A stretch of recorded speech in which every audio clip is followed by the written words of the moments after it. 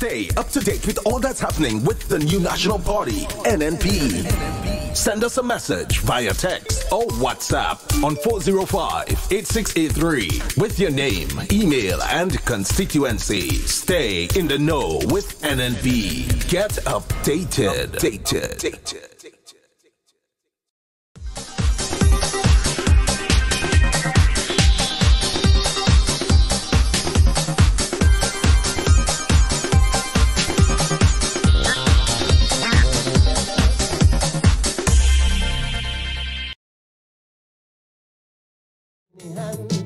You think your hand ain't hurting him? You think the tide wasn't pulling him? As soon as they return, the supplies they brought all done.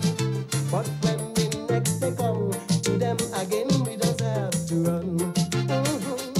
So Uncle Quill from up in the village, supplying spices and also cabbage. Take a bow, take a bow. Captain Fred Malik and Onondo, and them fishermen on the lands also. Take a bow, take a bow. The Spice Island needs you. If your time allowed for contribution she has gotten from you, it is time that you take a bow, take a bow, take a bow. It's high time that you take a bow.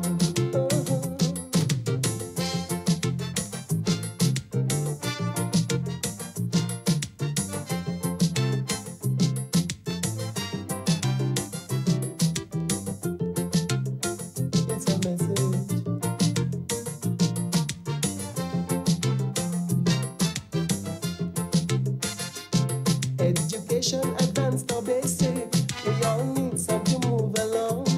You know it doesn't come by magic, it's the teacher who lays it down. Medical and dental services needed to keep health in control. Doctors work hard to prevent diseases coming from all over the world. And the policeman stays up all night, his turn on duty, protecting you and me. In the dark like a zombie, and the busman takes us from point to point, very safe and sound. Let's recognize his identity, a great asset to community. It's time we sing a song to show them they all belong. They play a part in the history and progress of a small country. So primary and secondary school teachers, Friday radicals and all our doctors, take a bow, take a bow. Putney and the lawmen of justice, Bower and busmen for your service, take a bow, stand and take a bow. The Spice Island needs you. If your time allow a contribution she has gotten from you, it is time that you take a bow, take a bow, take a bow. It's high time that you take a bow.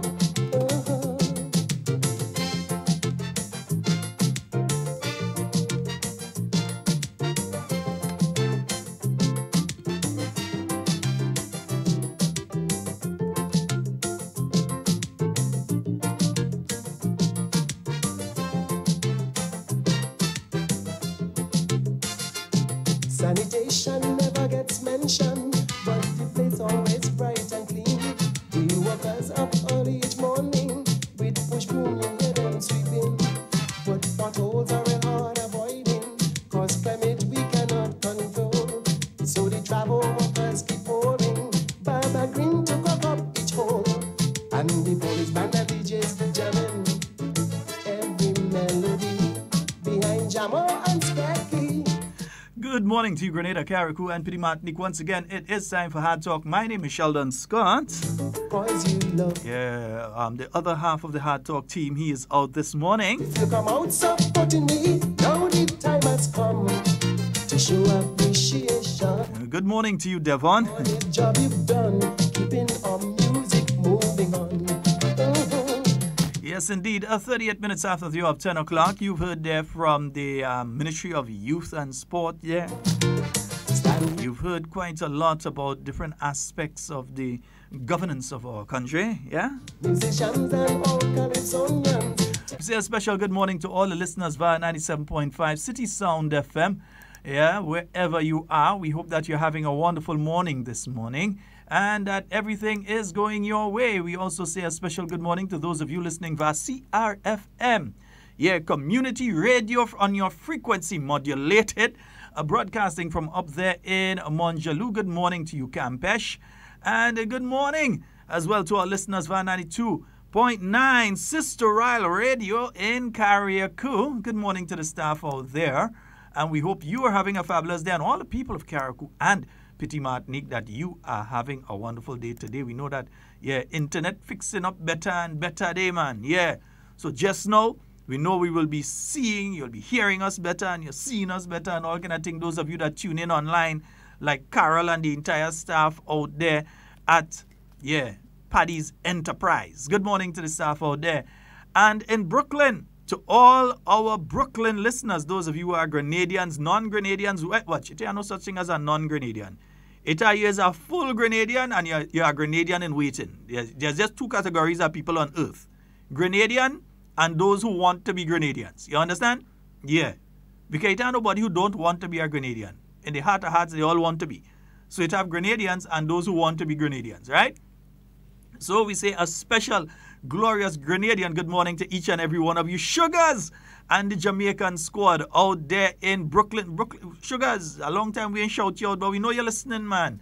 So Sugars and the Jamaican squad out there in Brooklyn, good morning to you. All of the listeners via We Noise Radio 94.9 out there in Brooklyn, and all of you traveling in the taxi cabs, wherever you're going, in the barber shops and the different places, all of you pumping Hard Talk this morning. We say a very, very special good morning to you. People like Muscles down there in the kitchen handling business, man. Yeah, we say good morning to you, Muscles Burvis.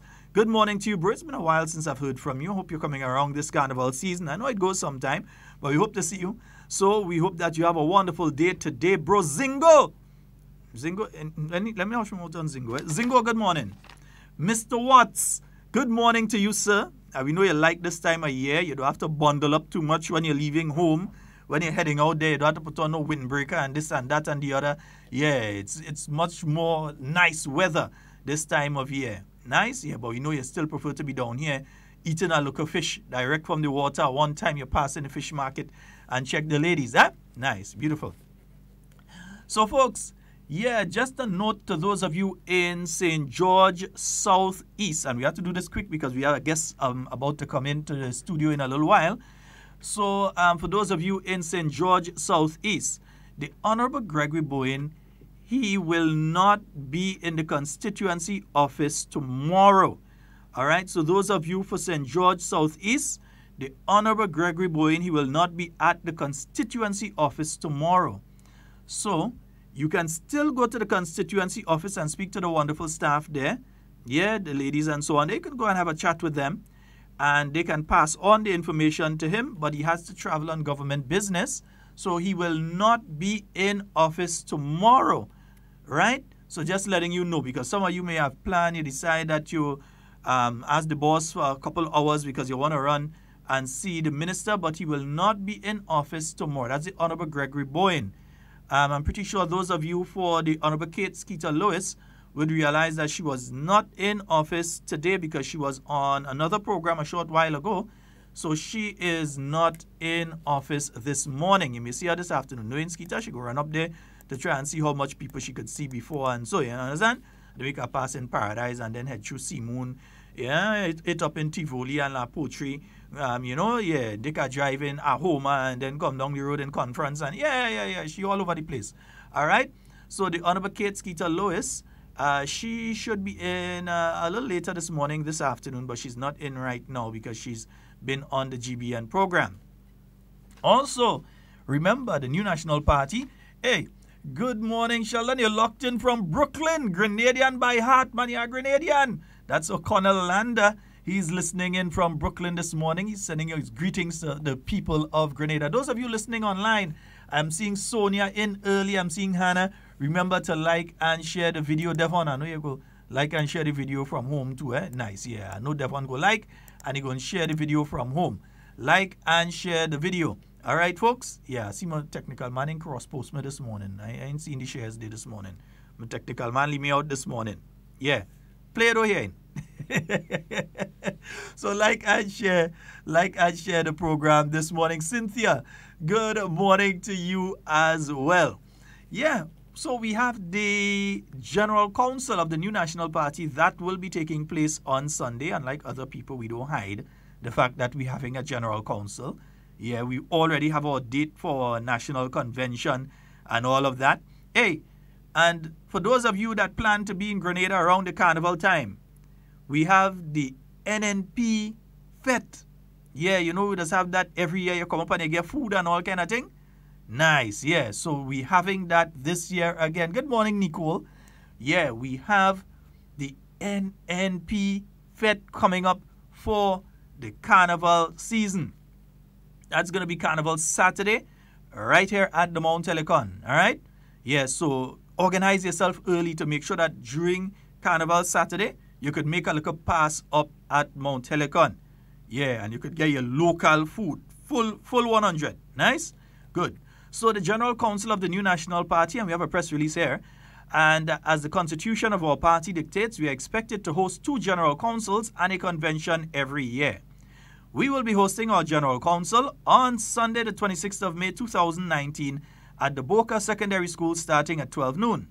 Under the theme, NNP continuing to build a resilient and strong economy. Let me give you that theme again.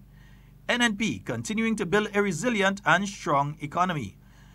This General Council is expected to bring together about 200 delegates and an equal number of observers.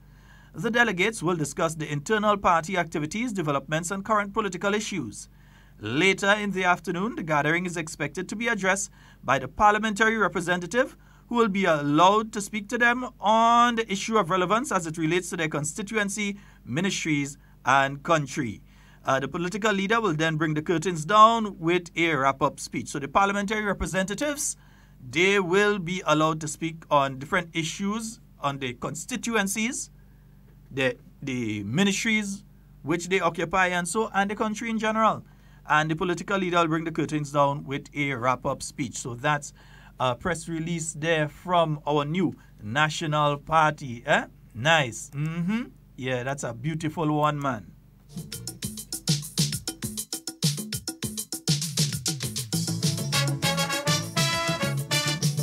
I'm proud, I'm strong. I am a Grenadian. Yes, man.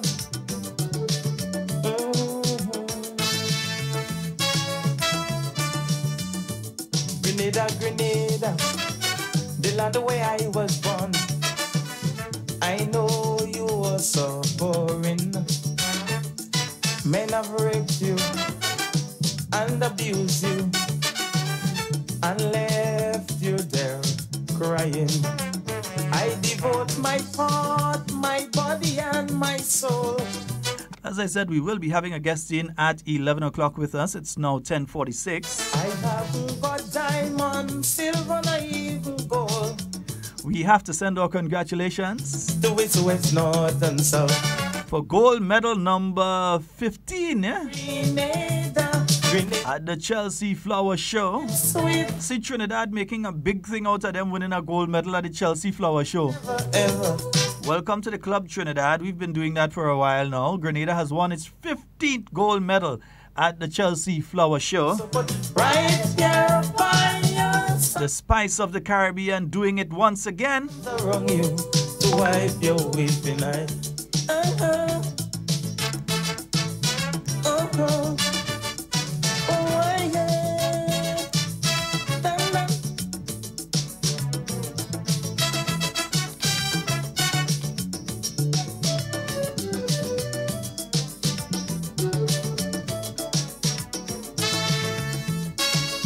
Yeah, 44073777. Before our guest arrives, we'll give you a short while. You are falling back to the last rung of the ladder. And your neighbor. We've got a caller online. Good morning. Hello, good morning. Hey, my good friend. Good morning to you, sir. Hello. Yes, good morning, sir. You're live. Yes, well, I could hardly hear you. Oh, yeah, but I make out the voice. You go right ahead. I just want to thank Nawasa and the staff Go ahead. that come to give us the water. We were suffering in the Constantine Malfoot area for quite some time now, but on Monday they come and they put a new pipe for us, and everything is going perfect. So I want to thank the management and the staff and the team that come. Thanks very much. Wonderful. And how are things going with you? All right. How are things going with you, though? Right, bye. Okay, God. Yeah, my good friend there. So he's congratulating Nawasa, on ensuring that they got water in his area. All right. And we say a special good morning to the staff out there at Nawasa. Yeah, that's why we make sure that we give the opportunity to Nawasa to let the public hear what it is that they're doing, what it is that is happening, and so on. And for several months, actually since the later part of last year, Nawasa has been warning people that they need to be extremely careful with having water storage, and not just storing water, but storing it properly, because you could store all the water in the world, but if it's contaminated, it's no good to you. So storing water, storing it properly, and so that's why they always say clean, covered containers. Yeah, you don't want to be making mosquitoes and all of that. Yeah, so we say a special good morning to the staff there at Nawasa. And usually on a morning time, Mondays, Wednesdays, and Fridays, we tend to give you the WaterWise program from Nawasa. And nearly every day for the week, we have a program from the Grenada Solid Waste Management Authority. And these are very important. We play them early up in the program. They're very important for you to listen to, because then you know exactly what has to be done. Hey, I seen somebody there. Hey, peeping me. What you peeping me for, boy? What you peeping me for this morning? Let me put on a little something.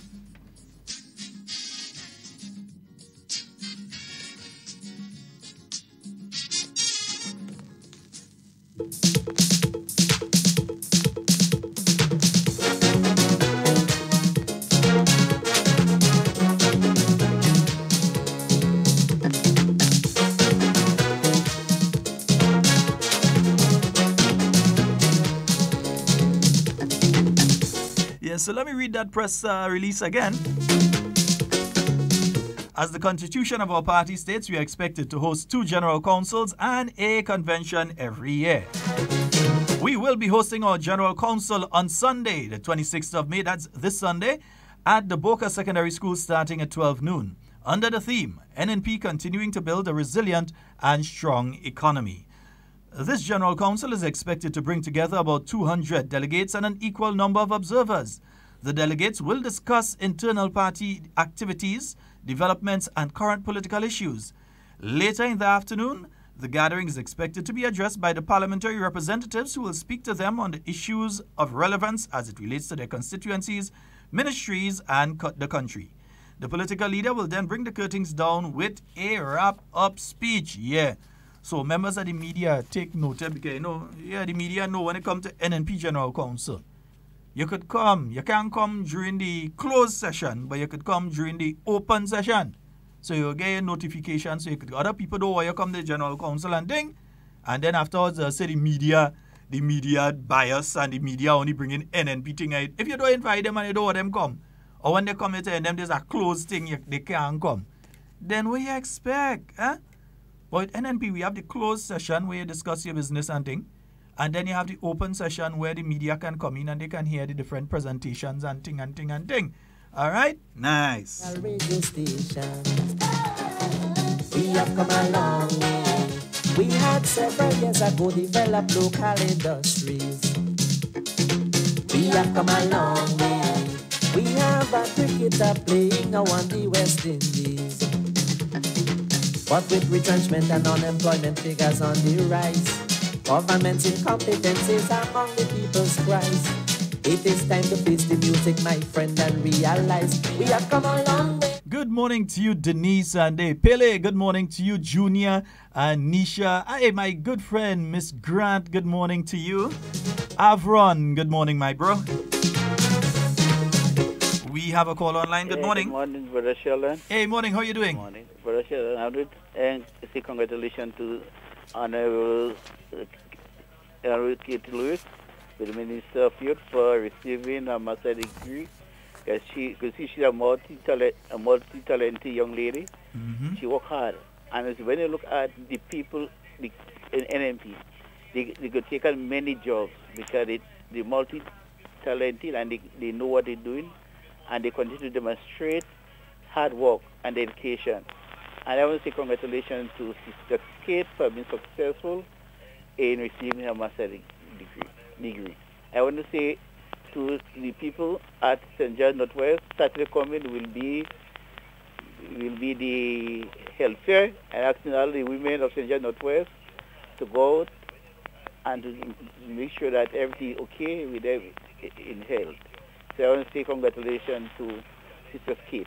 I want to say congratulations to the government for doing a wonderful job for the past year in government. They continue to demonstrate a care and love for the youth, all class of people in the country. So I want to say to the government, continue to do what they're doing, and the people know what the government is doing, the government is hiding. And the General Council coming up, we are the closer and open for the media to come and to hear. So I want to say that when we have General Council and convention, we make it public, not a secret. So I want to say, Brother Sheldon, you have a wonderful day. God bless you. Where you partner? He's out this morning, but we'll hear from him later this week. All right, my brother. You have a good day, Brother Sheldon. All right, thank you. And also, folks, we have a schedule of constituency meetings that are continuing. And today, St. Andrew Southeast, they've got their meeting in Grand Bacalet. And next week, on the 29th, they've got one in Sobeys. But for this week, they'll be in Grand Bacalet. And let me see who else is coming up. St. Patrick East, they were in Hermitage. Yeah, they should have been in Hermitage last evening. And tomorrow, they'll be in La Vera. That's the Honorable Pamela Moses. And St. George Southeast, next week. They will be in Marion by Miss Doreen Sharp. That is going to be next week, Tuesday. We've got a call online. Good morning. Good morning. Hello, good morning. Okay, that person changed their mind. Also on Saturday, there's the Women's Health Fair that's going to be taking place at the Bush-Jeju Multipurpose Center. And that is going to be, that's starting at 9 a.m. So they're going to be doing free wellness checks. Ladies, go out and do your pap smear. You're getting free dental checks. Yeah, they'll have a dentist there, blood tests, and all of that. Come in, man. Come in. Yeah, just set me up there. Nice. Man, come in, man. Sit down, man. You're afraid, sir? Yeah, so we have, they're going to be having free dental checks, free blood tests. They'll be doing pap smears and so on. Ladies, we have too many women. One is too much. And we have been having, not only here in Grenada, but in the Caribbean in general, too many women who are ending up in hospital, in late stages of cervical cancer and so on, simply because they did not do their checks. Yeah, it's important that you do your checks. We have a caller online. Good morning. Hello, good morning. Good morning. Hello? Good morning. Good morning, Mr. Scott. Hi, morning. Go right ahead. Okay, fine. Mr. Scott, I'm calling from the New Hampshire and Adel area. Mm-hmm. I guess you catch your voice because I've been calling concerning that road where they're having problem with those dikes. Yeah. It would be remiss of me, Mr. Scott, if I didn't call and say thank you for whosoever did a good work on that road, Mr. Scott. Right now, I think they did some dining and so on, and we, the farmers, are thankful for those who did it, Mr. Scott. I think they did a good job, and that will help us a little. But the bike still continues, so at least we can stop them. But anyway, yeah, it's a lot 100% better for we those with the vehicles who pass to that road. Okay. Thank you, Mr. Scott. All right, thank you very much. All right, my brother. Yes, indeed. Yes. So, folks, remember that is taking place on Saturday, and we can. Yeah, you see, that caller is a man. When something happen and something good happen, he call and say. When something bad, he call and. It's like my friend down in Golf Course area there.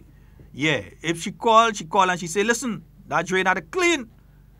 Well, you expect me to do vex? The woman living there and she seeing the drain need cleaning. So when she say it had to clean, it had to clean.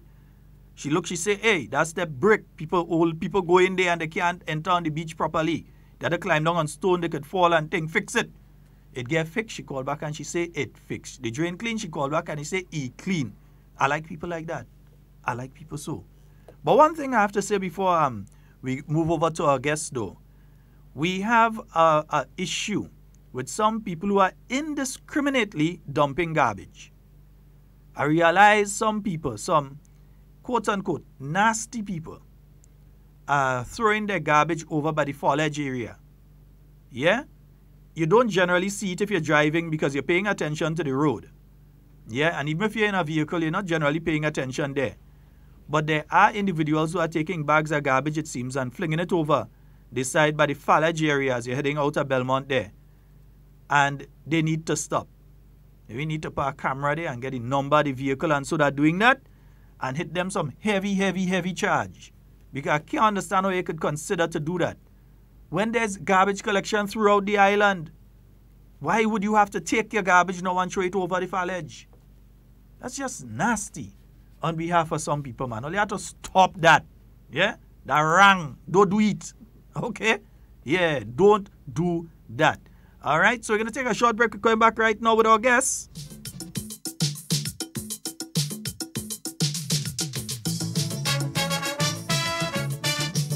I'm proud, I'm strong. I am a Grenadian. Yes, man.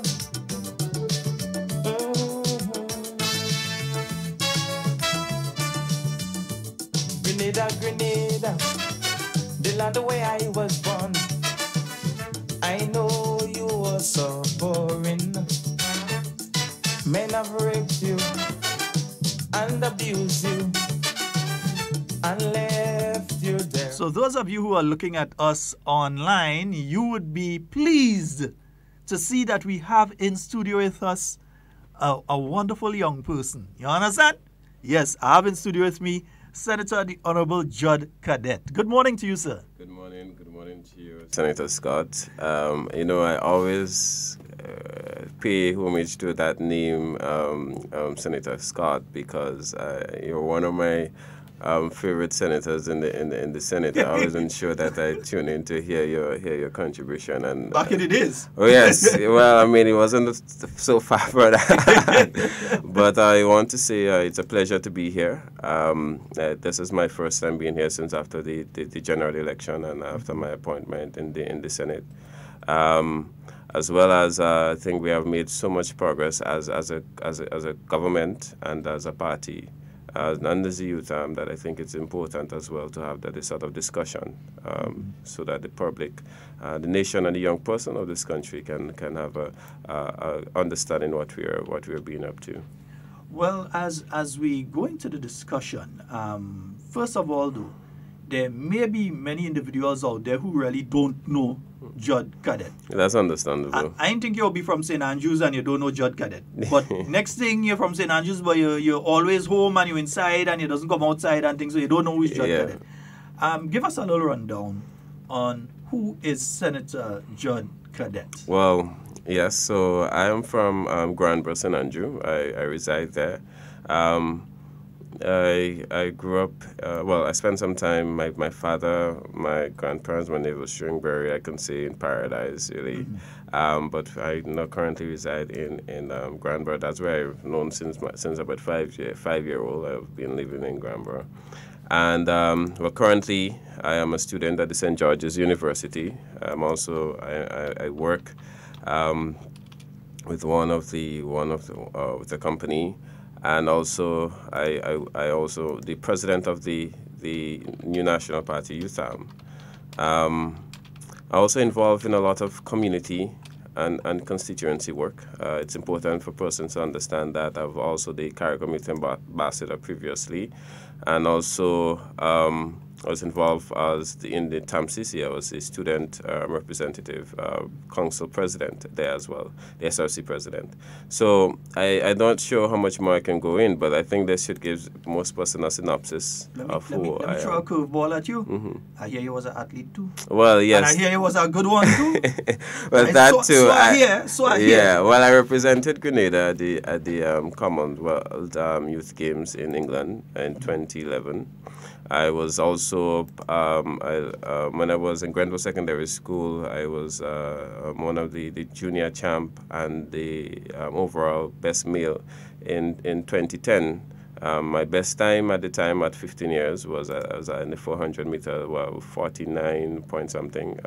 So you were down into the 40s, running the 400 meter at 15? Yeah, at 15. And you should have continued and you could have made the 4x40. Yeah. Just that injury took the better part of it, and that's what happened. It just So that was it. But besides that, most persons who probably know me in Grenville and St. Andrew will know it from athletics standpoint. At the time, I think we never really won an intercol Grenville Secondary, but at the time we were always in the top 4 or top 3. And at one point in time, I scored 30-something, myself alone scored 30-something points at intercalls, which at the time, those points were so close that 30-something points would give you a top three places, yeah. Let me ask you, though, as a product of Grenville Secondary School, Mm-hmm. as a product of Grenville Secondary School, though,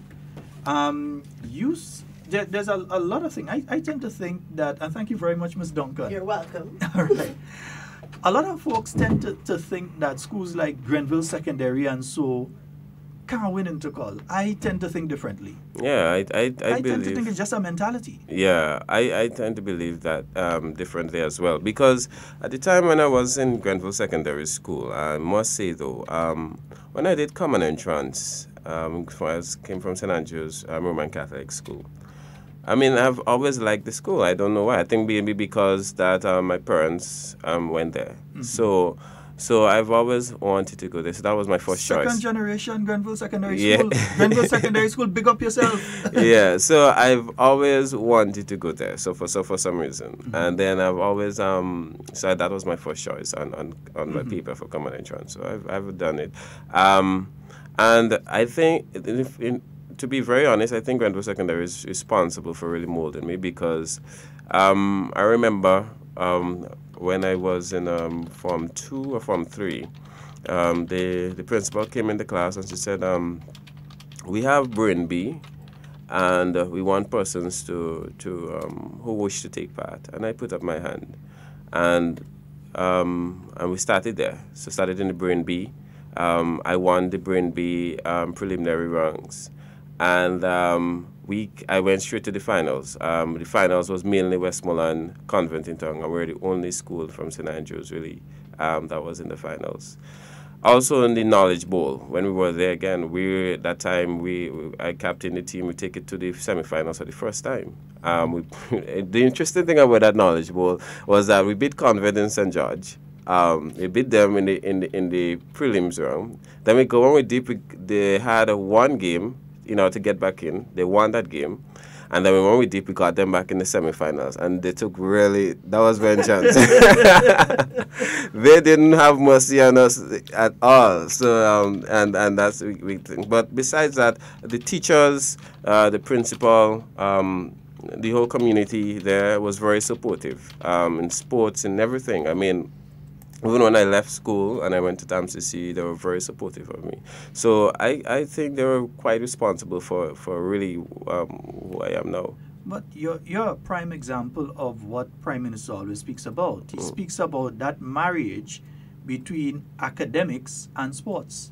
So while you were representing Grenada at Commonwealth Games and all these sort of things, in the 400 meter, you've been on the Carriacou team as well? I've qualified for the Carriacou team, but I've never went on the... Because at the time there was the trip limited, so they just took where they believe. So while you had the qualifying time, you were not given the opportunity. I wasn't given the opportunity, yeah. But with that said, though, you were on the intercall team. You represented Grenada at the Commonwealth Youth Games. you have a time there as a 15-year-old. A lot of people, if you're following 400 meter, realize the time that Senator Cadet has in that 400 meter is a very, very good time for a 15-year-old to have.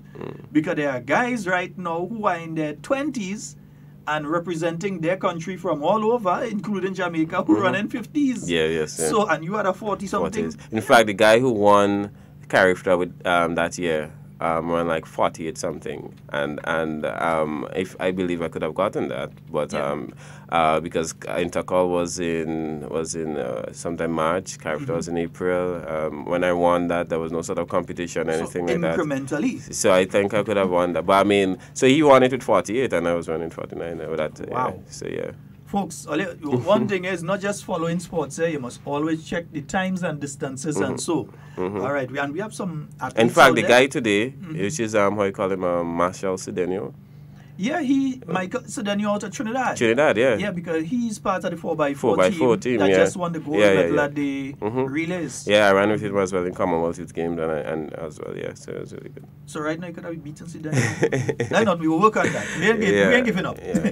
You're also working towards a degree right now? Yeah, I'm doing my bachelor's currently in biology at the St. George's University. I mean, science has always been my strong point ever since. And I believe St. George's University has one of the best programs in the world, actually the best, if not, in the world when it comes to the science and in the school in total. But so that's currently I'm pursuing there. All right. So, hey, I see our good friend Kimron Kurian is there. Kimron, I think this is a gentleman for I Am Grenadian, huh? Yeah, if you haven't done I Am Grenadian yet, we need Senator Cadet on I Am Grenadian. So contact him after or contact me and I'll go put you on tape. Yeah, I haven't done it as yet. Although Kimron and I had spoke briefly initially, but I have not done it as yet. It's time. It's yeah, time. Yeah. Because I think this a lot of young folks out there, they're listening. And what do you have to say to the young man who is doing his CXC exams right now? So he may be at home listening to the radio right now. He's about to go and write his CXC exams. And he's wondering, boy, I didn't really know what I want to do yet and thing, What do you have to say to that young man or that young lady who's in the same situation right now? Well, I'll just tell him, just focus on the task at hand. If the task is CXC, just focus on that. I think sometimes it put pressure on people to have a plan or what they should be in the future. Things change, and events change, circumstances happen. Because if you had asked me at 17 or 16 if I would have been a senator, I'll tell you no. But once you focus on the task at hand, it's like climbing a ladder. Focus or climbing a step. Focus on the first shredder, then you focus on the second shredder, then you keep moving. Then before you know it, you reach at the top. So if your task you're going to do CXC now, just focus on that. Currently, if you're an athlete, you're not yet sitting CXC, but you're an athlete. You need to balance your academics and your athletics, but focus on the task at hand. Don't think too big as yet. You're going to think big, but just focus on what you have at hand. Once you get that done, then it create the platform for the next journey. It's like playing a game. You cross level 1 and go on to level 2, and before you know it, you zero the game. Because some people, they want to reach the level 6 and they didn't even pass level 1 yet. You didn't pass level 1 yet. Yeah, so it's like, I want to have $1 million in my bank account, drive the nicest vehicle and travel the world. And they're saying they want to do that. But then you say, okay, but what qualifies you to get the job to be able to do that? Exactly. Or what qualifies you to be able to set up the business to be able to do that? And as I say that now, I want to spin a little bit into the youth arm itself, because you're president of the New National Party. Yeah, that's right. Yeah, at least we could say who's the president of youth arm. Certain people, nothing from them. But anyhow, we could say who's the we could say who's the president of our youth arm. And how has it been going for you and your team? I know you work along with a team of persons. Yes. This ain't no one man thing. Yes. It's a team of persons. We have a very big team, very supportive and big team, in fact. Well, I started the journey. Politically had started for me, I think, around 2016. That's when I really got into the politics and into the youth movement, the youth arm. And I have seen the youth arm progress significantly. I mean, the New National Party has naturally has strong leaders like yourself, youth leaders like yourself, Minister Pierre, even Devon Rashi and those people who was part of the... You know Zingo was a UTAM president? Yeah, I got to know that. so it's not like we were starting at ground zero, really. It was just really keeping building and building on what was already done and moving forward. So currently, I think what we have, we're mainly focusing on the organization and the structure now of the UTAM. Right now we're going through constituency elections. We have a couple completed. I have one today, one on Friday. So we've been doing a lot on that. It is important for us in the sense that we build the leadership in the different constituencies and build it from a community standpoint. So that's what we're doing, and we have other stuff that we're working on. Currently, we have the leadership conference on Saturday, which is an indoor event, and for our young leaders, we're expecting a total of over 100 young persons to be there, and this is going to be a big activity, and from that, we have some fundraisers that we have coming up as well, which is the bingo in June and our cruise at the end of the year. The UTAM usually has a very organized plan going forward. We normally do that every single year. We have we normally have a year of activities. So there's nothing separate. We know what's next, what's to come, everything. So it's quite organized, and we're building on the momentum because more young persons are showing a lot of interest. I'm telling you that. There's some young persons that have engaged before the election that are not coming to the forefront, and we're building a strong team. I think youth in politics is quite important for young persons to be involved. Politics is an important part of our life, and I think it's great to see young people see that the new national party is the right choice for them and the country. Again, as I see Sonia asking, who is this nice child there? Sonia, it is Senator the Honorable Judd Cadet, all right? So he is on with us. I see you on long in. You hear what we're saying there? Right. And my brother Gavin, good morning to you, bro. Right. You're having a leadership conference. Mm-hmm. And I want to find out, though, what is the idea behind having young people coming to a leadership conference? You're just doing something for some pitches to say we are a leadership conference. What is the idea behind doing the leadership conference? Well, there are several reasons. I remember when we had that conversation about 2 years ago. We had the first one we had, which you were one of our trainer in the youth center, in one of the centers in the south. The idea is simply of really building capacity in your members. I think when you're part of an organization, you should never feel like you're just giving and you're not receiving anything. That's my soul. I think organization has benefited me tremendously. Whether it be in the ability to speak, because I remember at one point in time I didn't like public speaking. And that was one thing that I've seen organization has helped me with. The ability to lead an organization. Some of our members may not be parliamentary representatives, but they might go on to lead corporations. They might go on to be managers in a company. They might go on to be public servants. So they're getting those skills right now that is necessary to develop them into strong leaders, and that is what we really focus on. So they're coming on Saturday. We're going to work with them in a variety of different areas, and also another part of it is also for them to understand the party as well. I think most persons need to understand what really is the NMP, how the NMP really has started. And what are our policies? What drives the NMP? Why the NMP is the best choice for young persons? And this is a conversation you need to start having among yourself in the youth arm. In other words, so when you talk to a youth about the new national party as a member, they should be able to speak quite eloquently on the party structures, on the party itself, the constitution, and everything that entails that. So it's focusing on the capacity building on our membership, strong leadership in the constituencies, and building them for the future as well. The new National Party UTAM is also part of a broader regional network, the Caribbean Young Democratic Union. Yeah.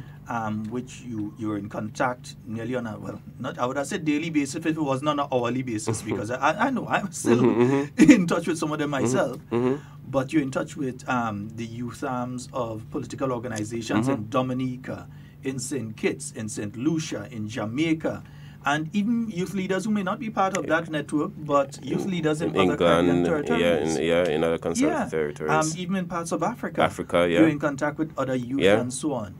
How has that engagement helped the youth arm and helped your organization, the members of your executive and yourself thus far? Yeah, I've seen that a lot of opportunities have come out from those engagements. In fact, one of our members will be going to Morocco sometime at the end of May.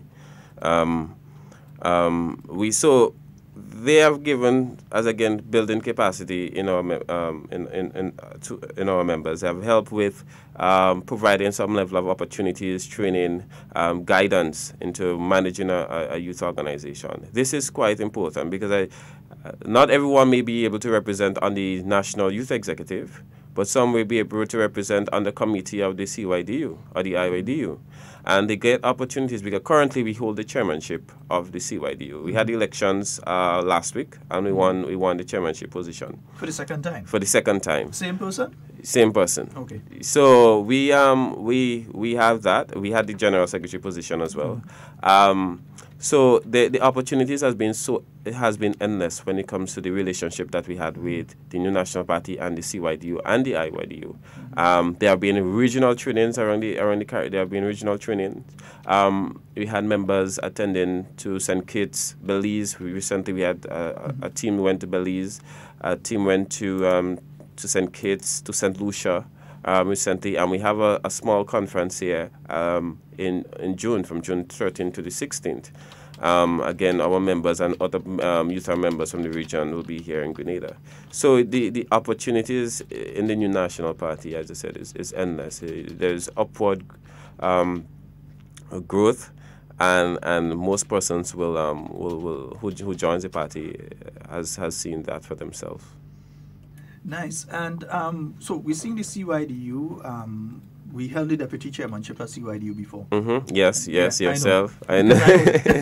you held it. And we've been involved in also the IYDU, the larger body that involves organizations as far away as, well, from Australia to New Zealand to Africa, Europe, Africa, South America. There's a big body in South America. Between Argentina and Brazil and so on. So one of the good things I must say about it, though, is that in those interactions you tend to meet individuals who can lend support to not only your political organization, but your country on a whole afterwards. Yeah. For instance, in my sojourn in youth before, I met individuals who ended up being, for instance, one of them ended up being the Minister of Sports in another country. So there I was, chairing a Minister of Sports meeting here in Grenada, and in walks this guy, and I look at him and say, Jeremy? Because he was the Minister of Sport in his country, and we had met at that level before. So there's that making the connection, building bonds of friendship with other countries so on. That can come back and be helpful to the organization. Very much. So building capacity. So you've been having meetings. I've been looking and I've seen a lot of the meetings going on around different parts of the country and so on. What has been the feedback in general? The feedback from some of those meetings. And so I know you said a lot of young people have approached to become part and become active. What are some of the other feedback that you've been getting from the young people? What are some of the main issues that you see affecting young people right now that you've been hearing from your peers? I can't say it because my age group is a different age group to yours. What are some of the issues they've been telling you? Well, as I mentioned earlier, that we have been having this series of meetings and youth meetings and constituency meetings around the country. And first I want to say that the support in each constituency has been overwhelming. St. David's was really great. We met with them about two Fridays ago. St. Andrew Southwest has been excellent as well. And I'm expecting. I mean, from what I've heard for St. John's this afternoon, I think this might be the best on it that we had so far. One of the top issues that has been coming out is the one preparing them for the jobs to come. Really, it's not most young persons that I've engaged with has been employed. While yes, we are lowered the unemployment rate to 23.9%. It's still it's still an issue that we still have to bring down further. But young people are very confident that we are the party to bring this lower, as far down to the single digits if possible, based on conversations with them. And when we talk about the opportunities to come in St. David's, the two hotels that will come, their concern is really how do I get myself prepared for the opportunities to come in St. David's.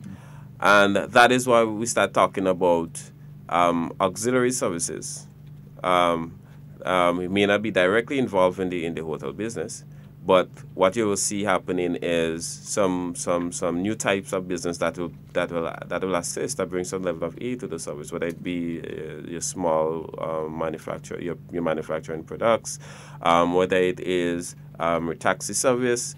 But these are the ideas coming out now from young persons, and so we're looking at now.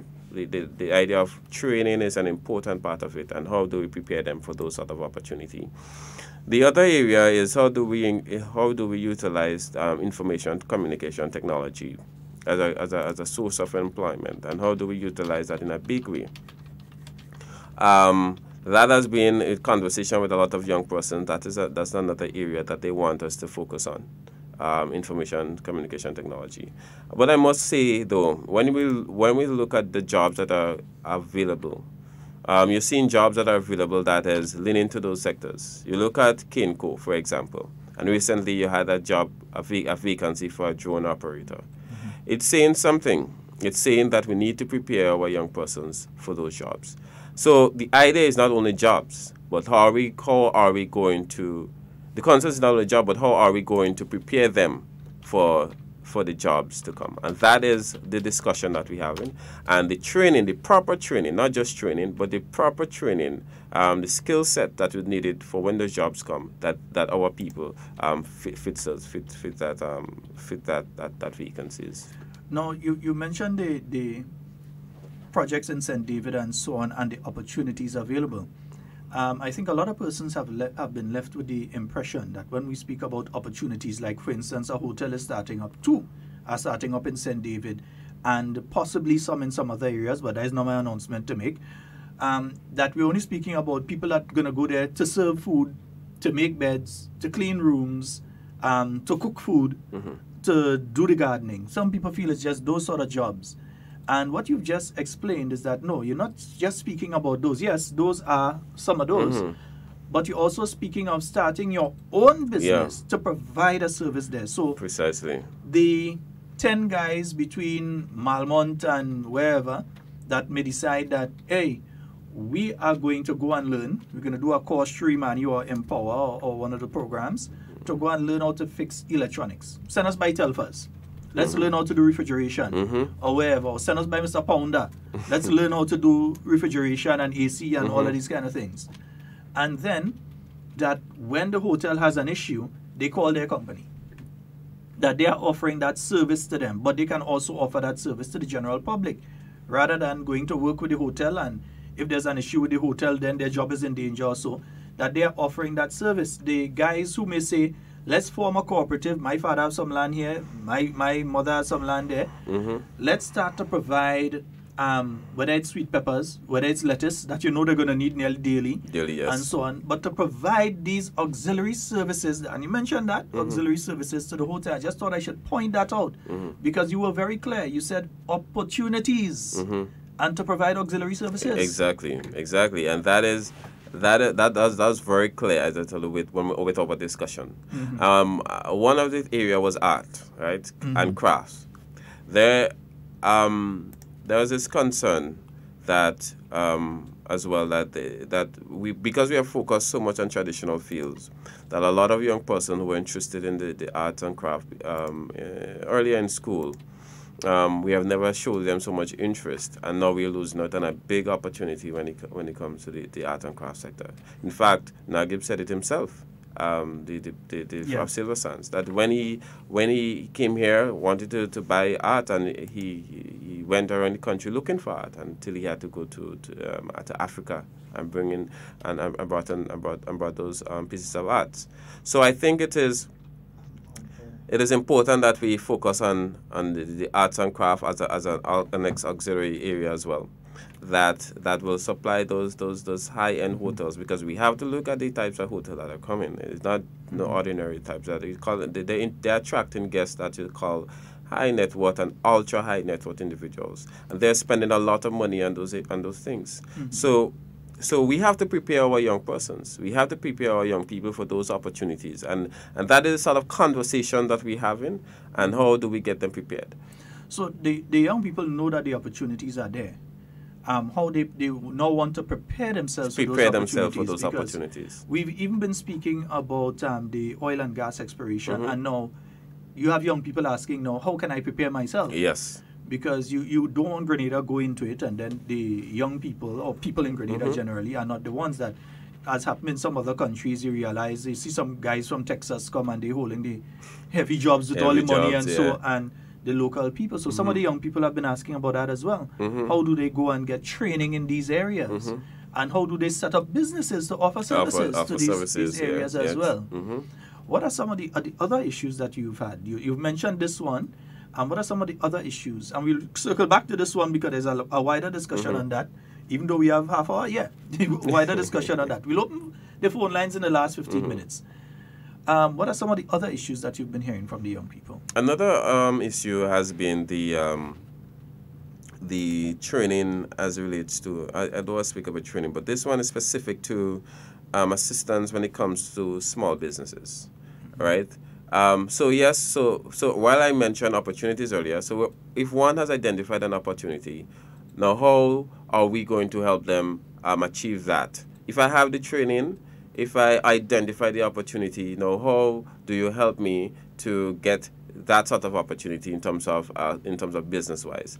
And that is where I think the Ministry of Youth plays a very critical role. In fact, if you look at our manifesto, we talk about support centers as it relates to small businesses. And they have launched the Youth Bees recently. And the first center is launched in St. Mark. I've attended the launch.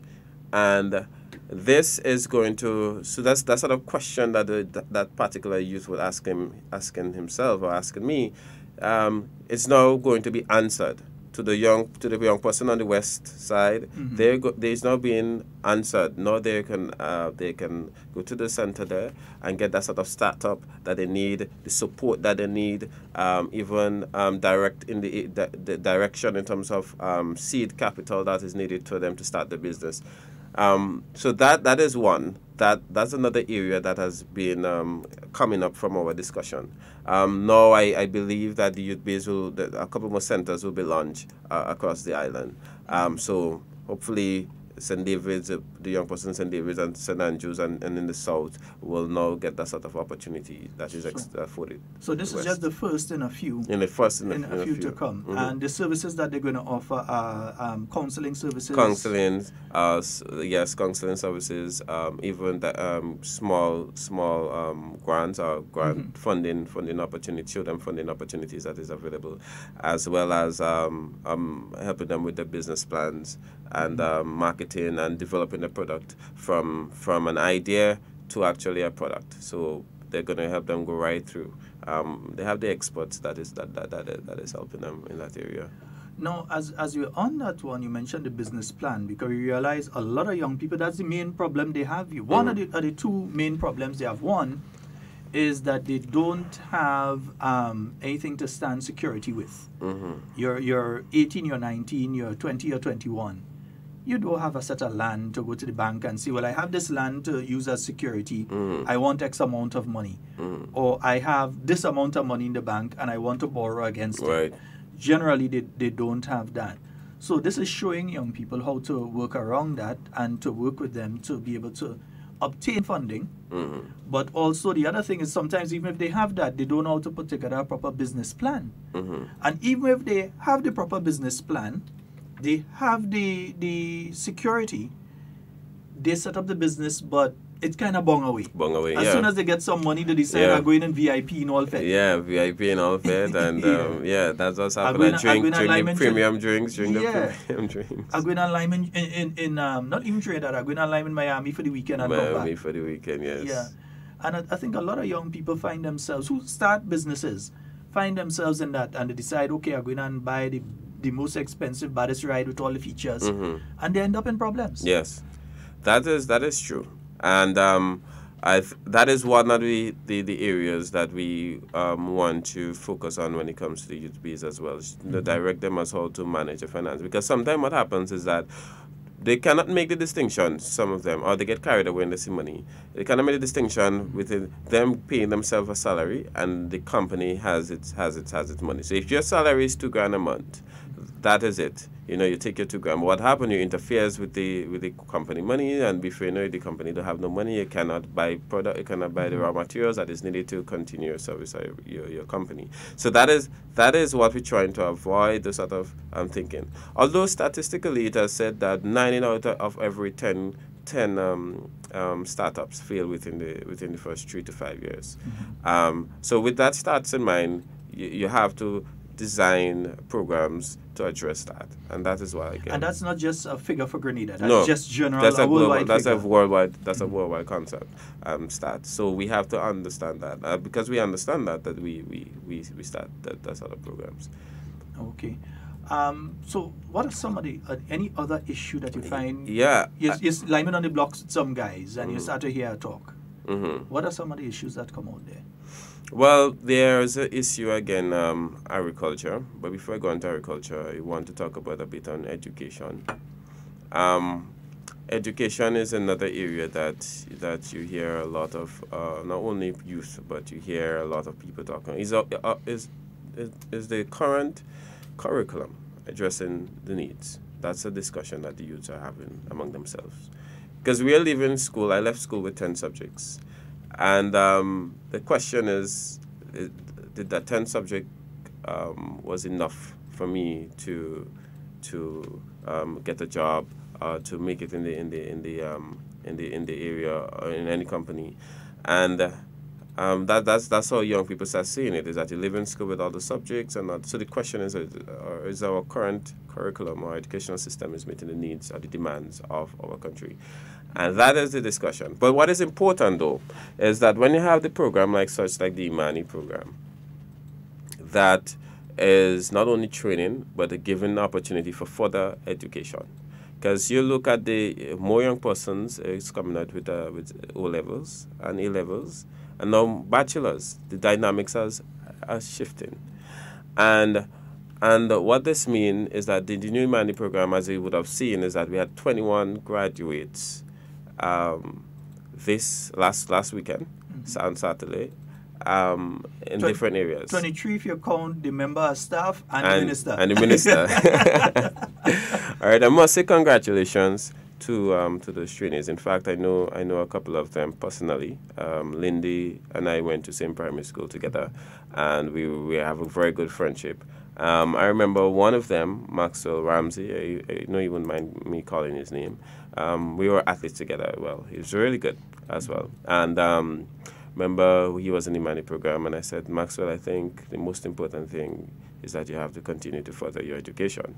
And he agreed, and he went and he did IT, and he graduated on Saturday. And I felt extremely proud to see another friend of mine, also a graduate of Grenada Secondary as well, graduated from St. George's University with with a bachelor in ICT.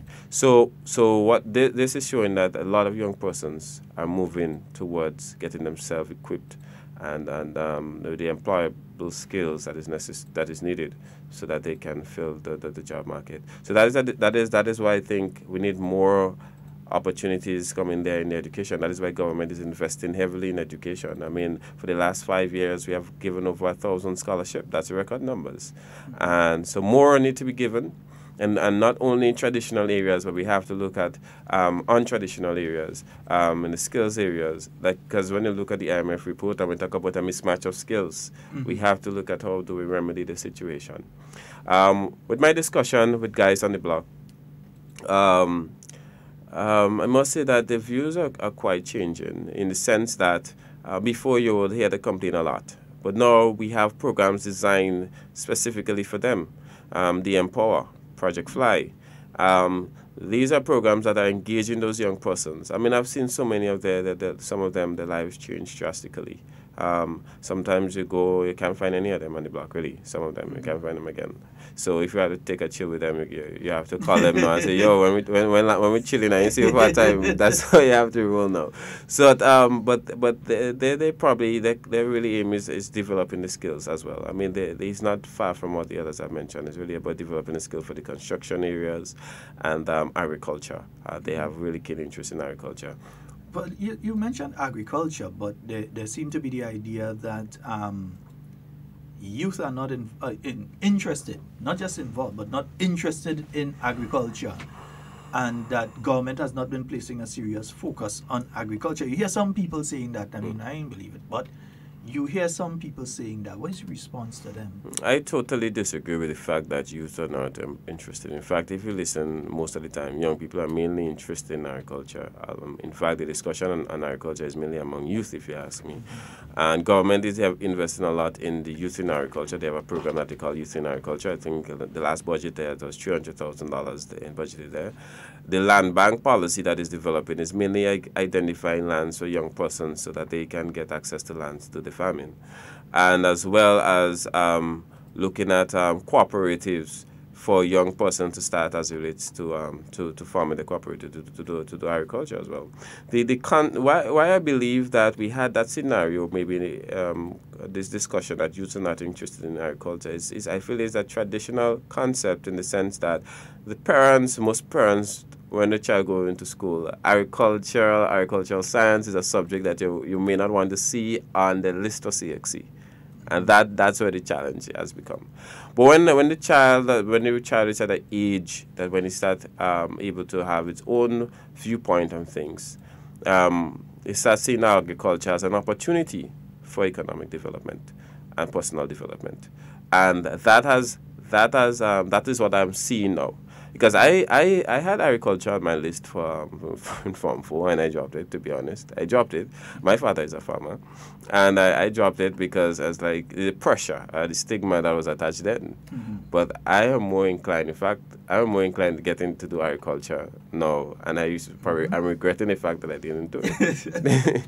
You know? So I'm saying that. And then the opportunities, because if you're looking at the fact of the importation of chicken, about how much, 200 million or something like that? $200 million per year. Right. So this is a significant opportunity there. For 10 years, you're speaking $2 billion.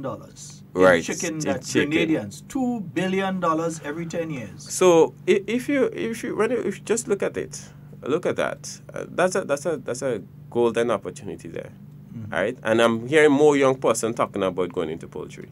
In fact, I know one of my friends who is involved in the youth farm. He's doing agriculture now. And I remember last year he was complaining to me, because he's schooling as well. He's complaining about jobs and all that. But what happened is that uncle gave him a piece of land and he started farming. And last time I spoke with him, I mean, he told me the amount of money he have in the bank, which is also paying his way at school. And I was like, wow, I mean, you're doing well. And he has a very deep interest in agriculture, and he's just about 22 or 21, yeah. And he's doing them stuff. But government has also given the opportunity for other people who want to become involved in different aspects of agriculture. We hear of the Renegade Rum Distillery. The Renegade Rum, mm-hmm. And a lot of people don't understand that it's an agricultural project. Mm-hmm. You mentioned the opportunity for drone technology, people who are working with drones and so on in it. I think they have roughly about, 200 people working. Yeah, employment of 200 persons. But it's an agricultural project. Mm-hmm. It deals with an agricultural-based produce. Farm. How many acres of land are on that? Yeah, 300 acres of land. I heard from, I think, about that. The thing, though, is that the same people that talk about that we're not doing a lot in agriculture. I remember one of them in particular on Facebook, I normally follow him, said that we're not doing enough for agriculture when the Prime Minister read the budget. Then shortly after, some pictures were circulating on Carriacou, and then it started talking about slave work. And I thought that was ridiculous in the sense that, we just spoke, you just tell me that we're not doing enough in agriculture. And now we're talking about Carriacou and the opportunities it is providing in agriculture, the level of jobs that it is providing in agriculture, and now you're telling me it's slave work. So I'm trying to understand, what do you really want? What do you really want? But I think the opportunities Carriacou has provided is tremendous. I mean, I've seen the tractors that they have. They have now, and the trailers that they have. I mean, it's out of this world. I mean, like, you've never really seen so much mechanization when it comes to. And I've seen the facility, because some people want to give you the impression that Carriacou is going to do the cane here, and then they're going to take all the cane and send it somewhere else to be distilled into liqueur. But that's not the case. That's not the case. They actually have a facility in which area? Conference, at Meadows. They have a facility. A massive thing from what I've seen. Yeah. I mean, I'm excited about the opportunities. You only invite HARDTALK to come yet, so all you better invite HARDTALK to come and see. Right, nice. But these are just some of the things that can take place in agriculture, even fishing. Yes, fishing is a because great especially opportunity. in your area, in St. Andrew, there are a lot of young people who may be interested in doing fishing. Young guys in their 20s, and even maybe younger, who are involved in fishing in the St. Andrew area. No, that's certainly true. In fact, one of my good friend did tell me that he, in fact, we're working with him now to get a boat. He interested very much in the marine environment, in the sea, and that has provided significant amount of opportunities for him and providing for the family. So that's why when we talk about that. The whole concept of the blue economy as well coming there, because the ocean is considered one of the frontiers that is not fully explored, and there's so much opportunities. But directly, fishing is one of the direct benefits that you get from that sort of blue economy strategy. Well, I do remember somewhere in the 1990s that the island of Petit Martinique was found to have the highest GDP in the Western Hemisphere. Yeah. And it was mainly due to fishing. They had the highest GDP. The island of Carriacou, part of the state of Grenada, had the highest GDP in the Western Hemisphere. And again, fishing based. Yes. That's fishing is money to be made. Is a lot of. I mean, when you look at some person who have utilized the money wisely, who done fishing, I mean, they have some great homes and they have some really good vehicles that your 84 job is not really can provide.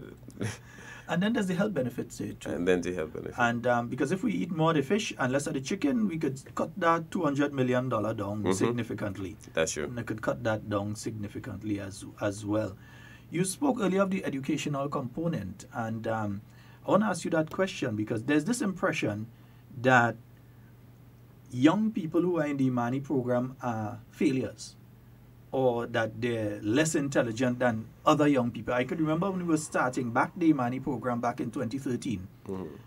Members of the National Democratic Congress were actively telling young people not to become involved in the Imani program. They were actively telling them, don't go in that. And then you had the people, including even of some people who were on radio at the point in time, trying to encourage young people, well, you're going in that and do, that's a waste of time and that sort of thing. But as you mentioned earlier, Saturday, we saw 21 young men and women, there were young men there too, young men and women, graduate from SGU and they were part of the Imani program. We have a significant number again at TAMCC right now. Yes. Through the Imani program Through again. the Imani program. New law.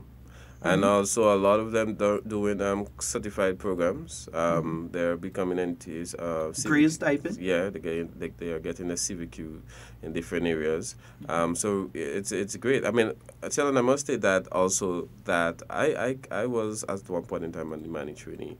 When I left MCC in 2014, I joined the Imani program, and that again I considered a great platform for me as well. I think sometimes I don't understand why would someone paint this program as a negative and try to paint the young person who in the program as failures. It's tremendous because currently I can tell you that in the BVI wants to do an Imani program. I can tell you that because I have had personal interaction with because you know the new premier there. Yeah. One is looking at a program very similar to the Imani program. In fact, he's asking on ideas and how did we get it started and all this kind of thing. I know again in Jamaica launched a program called the Hope program. Very similar again. In fact, remember Imani means hope. Yeah. So they technically just take our name and just put the English version of it, and they call it Hope. It's our sister party. It's our sister party too. That's true. So they've launched another youth program there, which is very similar, providing training opportunities for those young persons and getting them prepared for the jobs. What I would like to see with the Imani is, as mentioned earlier, is it's not a perfect program. We have a lot of progress to be made there. But what I would like to see is how, like the oil and gas that is coming up, if we do find anything there, how are we going to use it to prepare those young persons who are interested in the oil and gas field? The crafts, as I mentioned earlier, the hotels that are coming, how are we going to prepare those young persons in this area? But currently the program is doing an excellent job in driving those young persons into fields like the hospitality area and other areas as well, small business, because they had a small business component as well. So I think the program is doing excellent. I cannot see in my mind how the program has failed any young person. And the amount of young person that has changed their life. But the program is still under attack, and the young people, by extension, who are involved in the program, continue to be under attack by individuals with simply political motives. I mean, you mentioned the craft aspect. If someone goes into the Esplanade Mall or the Spiceland Mall or the Vendors Mall down in Grenada or something right now to purchase an item to take overseas, generally you see made in China. Made in China, yeah. Or made somewhere else, but not something that's locally produced. Made. And so millions of dollars are being spent to bring these things in and then send them out where we could have been having these things created locally and that money staying here. I remember I went to visit this construction of this villas hotel in Mount Egmont. I think in Mount Egmont, Calvini. Yeah. And yes, and I remember when I was going through, I saw this piece of wood and some branches or an piece of wood coming out at the end. And I asked him, I said, where you got that? They said they got that, I think, in Argentina. And he told me the amount of money he paid for it. I was like, wow. I was like, I believe that some of our young persons could have done this thing. But the problem was that is when these investors come, they want our people to be ready and prepared to supply them with those things. Yeah, they have time to tell you the one that I'm waiting a few months for you to go and train how to do it and then do it. They expect that you want that. Okay, we just walk in a storeroom and I want one of those. Yeah. 2 of those, 6 of those. Yeah. And that was just one area. I mean, we didn't check maybe Kawana Bay, which is currently under construction, the Silver Sands. We didn't check the Starfish. What was Rex Grenadian? Rex Grenadian. And the Six Sense and the Pakaya that is to come. So that is a significant amount of opportunities that you're talking about there. And not just for young people, because even yesterday passing through St. George, right around by where that new wall for the bus terminal is built there and Andal Supermarket, I saw an artist displaying some excellent work right there. I'm an artist myself, so when I say it good, it's good. They were displaying some acrylics and so on right there. Excellent stuff. But then they out in town if rainfall, they have to run and cover it up and try and get out with it one time. Oh. How do we help that person to marry it? What they're doing now with the hotel industry, and the tourism industry. And I think that's where WeiVybz is going to come in that area as well. I mean, I think it is important that this sort of persons, because WeiVybz is not only for those who just have an idea, it's also those who have an existing business and they want some level of assistance. So with WeiVybz coming on stream, this artist that we're talking about will now identify the ready market. That maybe he probably didn't have the time to do the market research, and we maybe depending on walk-in customers. But now he can now supply the hotels and other areas. Senator, we've been having such a wonderful discussion that actually we're nearly out of time, and I didn't even realize we're nearly out of time. And the phone hasn't rung. And let me tell you something with Hard Talk. When the phone is not ringing, it means people are there and they're listening. Yeah, they're listening. And the discussion has been going so good. But folks, we're going to open the phone lines. 440-7377. For those of you overseas, because I know some of you overseas listening and you want to call, 347-329-3101. We're going to also ask the stations for, please, we are begging for an additional 10 minutes. I don't know if Senator has to run off. Yeah, 10 minutes is fine. Yeah. But we will beg of the stations, we will plead of you, especially City Sound. We will plead of you for additional 10 minutes, please, just in this instance, because of the discussion that we're having there right now. And so people have been attacking Imani, but you have Imani right now. You have people that are attacking Imani.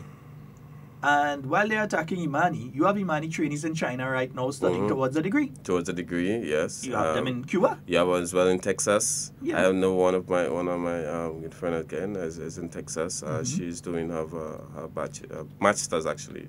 The master's now? Wow. Yeah, she's doing her master's actually.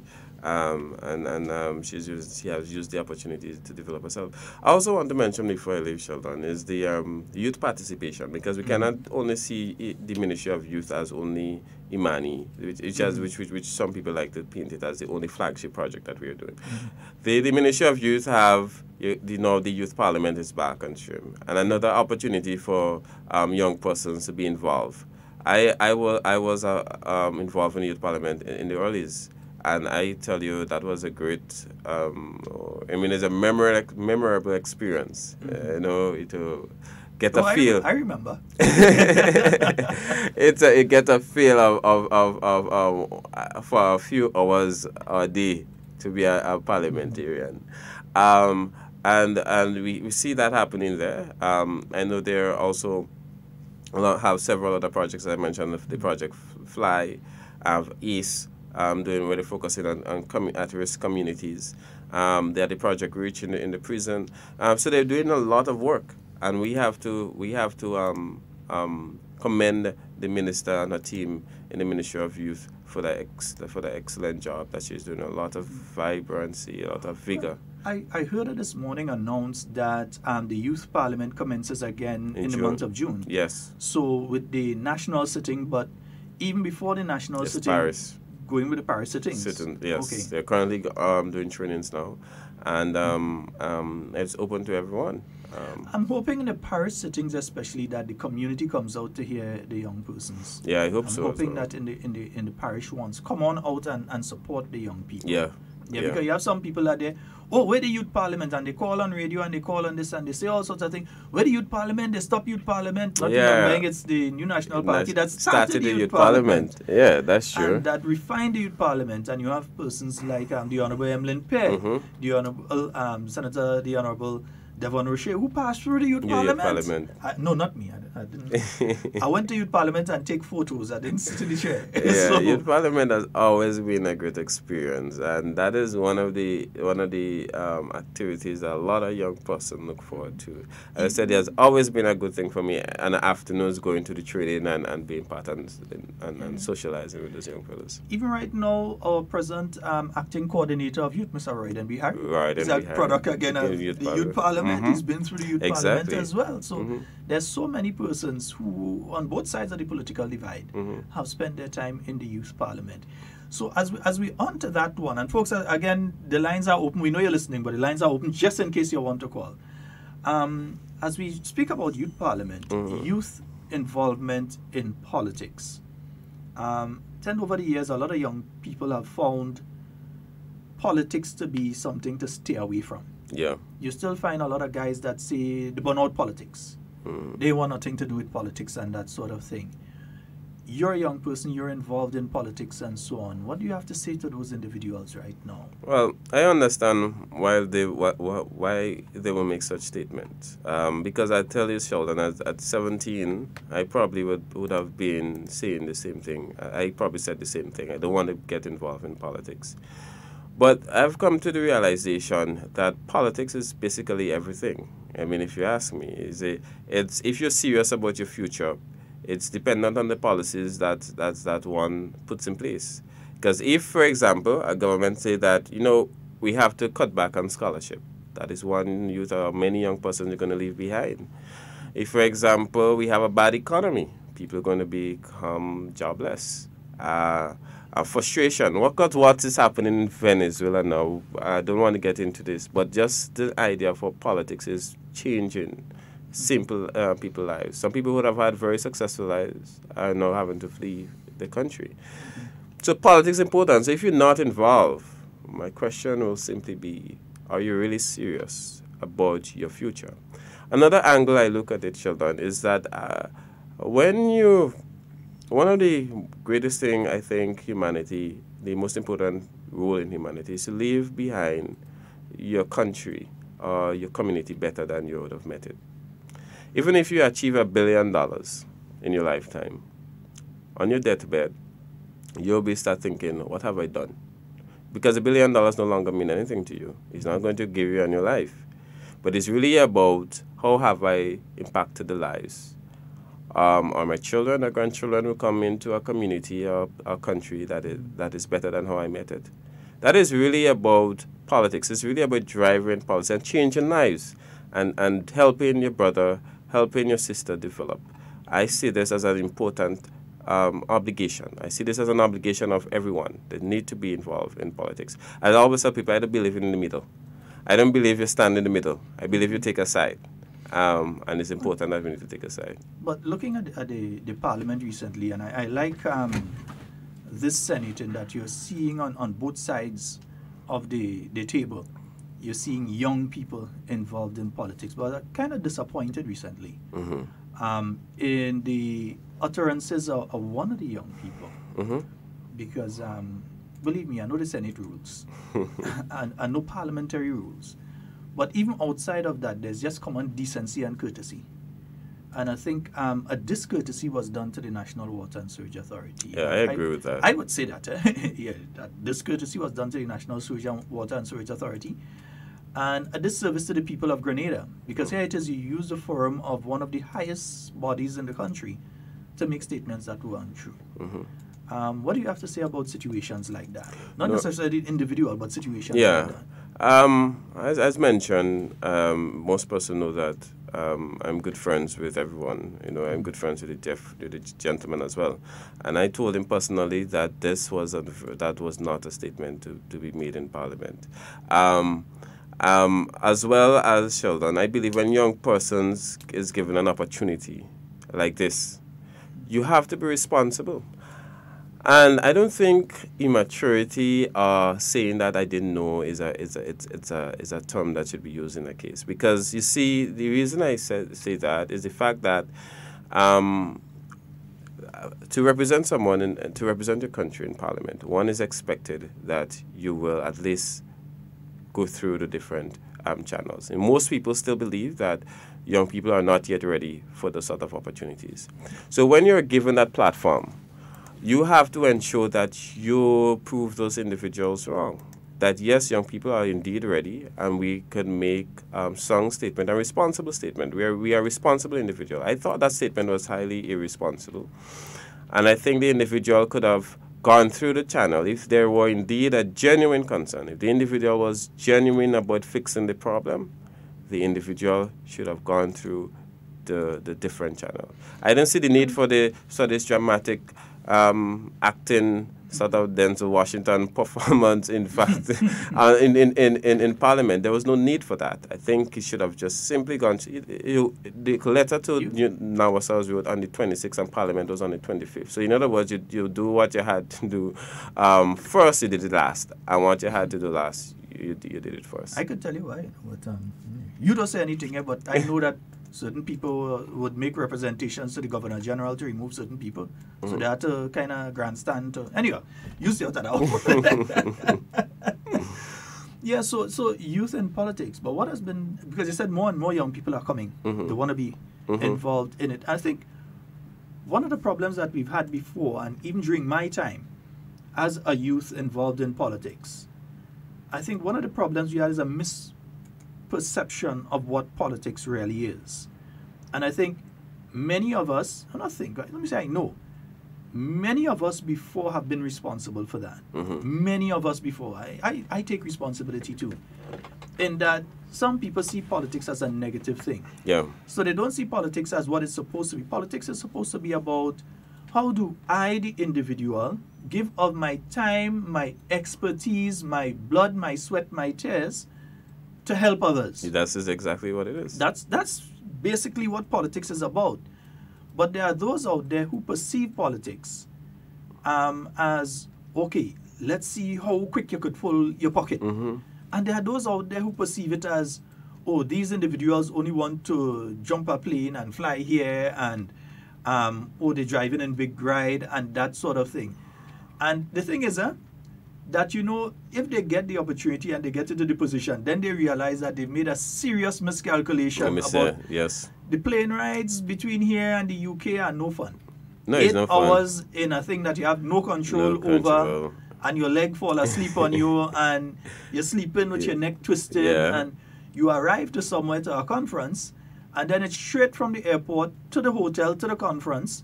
And then as soon as the conference is over, it's straight to the airport and back to... So it's not like you get to go sightseeing and these sort of things. It's business that you're going on. Yeah, that's true. And so oftentimes they hear, okay, Minister so-and-so has traveled, and they think Minister so-and-so gone on a vacation. No, they've gone on serious business. Sometimes you barely even get to sleep because you have conferences with different sessions that run late into the night. Late into the night, yes. They want to complete in a time frame. No, it's certainly, that's true. It's not as fun as people make it seem. Politics isn't about I in charge of you. Politics is how can I help you. And once people get the understanding that politics is about service, I think the concept will change. It's not about a leader or being in charge. It's about serving people, and if you're serving, you're not really at the top. It's really you serve people really at the lower end, because you have to get down to the level of the individuals and hear the concept, because you're not really implementing only your ideas, you're implementing the ideas of even the same people that you're serving. So you have to engage them, you have to interact with them and hear what are the factors or the things that are affecting them, and how you as an individual with your expertise can design programs, find solution towards that particular problem. Wonderful. And so we have more and more young people becoming involved in politics, not only locally but regionally. We've seen young people becoming a major part of the political organizations and political parties regionally. And so, but in the last 5 minutes, I want to ask you a question. Who do you see? First of all, I want your thoughts on our Prime Minister. And secondly, who do you see as some of your role models? Could be in the political field and other fields, but who do you see as some of your role models? Okay. So the first one, yes. I want your views on the Prime Minister. Yes, well, the Prime Minister, I consider him to be a father to me personally and to the young persons of the party. He's one of the most engaging politicians that I've ever met, really. I mean, I could message him at any point and get a response directly. I call him at any point and he'll take my call. He's never too busy for you. He gives you that sort of security that, I'm here for you. It's really, I must say that my engagement with him I really feel very comfortable when he's wrong as well. I mean, not like I'm not comfortable when he's not wrong, but I just think that he always makes you feel welcome. And he guides you really, because if there is something that he probably not pleased with, he contact you directly and let you know. And that is what you want as a young person in the party. You want to ensure that you're properly guided and you don't make foolish mistake that could possibly end your career if you do have one as to be a politician or in the future. I've seen a lot of people, young persons in different political organizations. The idea of wanting to lead and wanting to have that sort of type of aggressive and loudmouth sort of, it doesn't work well, in my view. I think the politics has changed, and that's not the way to go. So I think that's one other thing that I admire really great about the new national party is the guidance that they provide for you to develop properly. If I drink this bottle of water and someone don't like the way I hold the bottle, there will be sure to be someone who will nudge me on the feet and say, "No, you're holding the bottle wrong," and I don't take it personal, to be honest. I just take it as the way to properly do things, and I think that will definitely be a great help for me in the future. As it relates to role models, I want to say that I have several role models in the politics. Locally, I wouldn't want to call much names, but I remember Honorable Emlyn Pierre has been a total help to me in the politics. My parliamentary representative, Honorable Yolande Hosford, lovely lady. Yes, has been two lovely ladies. Yeah, yes, has been a great help as well. The chairman as well. I mean, chairman, if I got to call, I will call all names. So, but the current team that I've engaged in the New National Party, Dr. Clarice Modest as well. Another lady again that has always a mother, all right. Someone that I'll mention that most people, some people might be shocked, but Cheryl as Williams has always been on my back. Listen, I'll give you a joke. Cheryl will call me last thing in the night, first thing in the morning, every day. Oh, goodness. I mean, to tell you something, so before you go and sleep, is some politics out of mind. And when you get up, if you could have some tea, is some politics out of mind. And if for 1 minute you slack, in fact, there was some point when, like last year after the election, you felt a little bit fatigued because you felt like you worked so hard during the election that you need to take a rest. And believe me, it's like a pin that you can, you didn't have that in it. So, and yourself, I mean, you're being a great help. I mean, if anything I have concerns with, I always ensure that I run it by you, I call you, and you always provide some advice for me. And so, I mean, to be honest, and they're so wide. And then there's the international part of body that I look at role models. But so far, the greatest inspiration has been locally. Our leader has been the greatest inspiration for me. Let me just ask that final one before I go, because I know the answer to it. Myself and yourself, we went to a meeting some time ago. I'm not going to say. Tell the Grenadian people what was the response when Dr. Mitchell arrived. Yeah. Among those young people. That was really crazy. I mean, I could not have imagined. I mean, that is what sealed it for me, Like, we were in Jamaica, and we in Montego Bay, and these people. I mean, all the other leaders coming. All the other leaders coming. You had Prime Minister Holness, Prime Minister Chastany. You had all these persons coming, but they were just excited to see Dr. Mitchell. I mean, I remember Shirley was like, if she got a chance, she probably would have faint. In fact, by the way, yesterday I got a call from one of my friends in Dominica. And we spoke briefly because they had the elections. So he called me to say thanks for the support and all these things. And he said, you know what? I really admire Dr. Mitchell. I really want to come to Grenada. They're going to be here in Grenada next month. And they just want to meet Dr. Mitchell. I mean, it's amazing to see that he has this, I mean, not just locally, but the youth following. We might think the youth following is just local, but the youth following is regional. Anyway, everybody wanted a photo. I landed on the airport in Trinidad recently, and the first thing someone come in, tell Dr. Mitchell, I say hello. And the person did not by no means Grenadian, but they were like they just so interested. When I went to China, this lady I met her, she's from Antigua, and she was like, I'm really admire your prime minister and this and that, and I was like, wow, I mean, it's bigger than I actually thought. You could imagine China and someone is telling you how impressed they are with your leader. Closing comments, Senator. Well, I want to say to the Grenadian people that as far as I see it, and as far as I can feel it, the country is heading in the right direction. When we launched the campaign, Keep Moving Within, was not just a slogan, but it was actually the concept that the country is moving and we have to keep it going. And there's so much to come going forward. As I said, St. David's, I'm excited to see what will happen in St. David's in the next couple of months, as well as St. Andrews, because I'm from there. I'm excited to see what will happen to the rural areas. We talk about rural development. Well, in the next couple of months and year, we're going to see what will happen to rural development. But you can't call them rural again.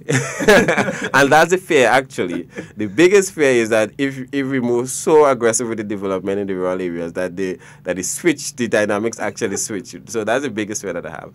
But I also want to say to my youth members, I'm really impressed with their support. Sheldon, I'll tell you that daily, if currently I'm sitting here and you can see that sort of momentum, because everyone has something to do in the youth currently. So people leading this, people leading that, people leading this, and every day you have to deal with getting the reports and feedback. So I'm impressed to see what we're going to have on Saturday and this afternoon in St. John's with the elections. I'm not afraid to say this one publicly because I believe, Michelle, that I'm going to be wowed by that level of attendance we're going to see there this afternoon. Mm-hmm. And I look forward to the people's support. I mean, I think politics is part of our life, and more young persons need to come forward and be a part of this.